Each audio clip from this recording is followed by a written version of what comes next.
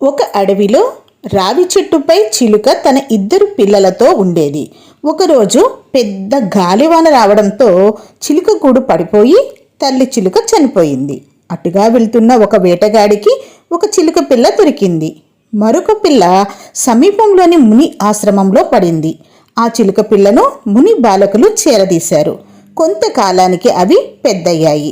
ఒకరోజు ఆ ప్రాంత రాజు అడవిలో వేటకు వెళ్తుండగా వేటగాడి వద్ద పెరిగిన చిలుక రాజును చూసి, ఎవడో వస్తున్నాడు, తరిమియండి వాడిని అంటూ అరిచింది.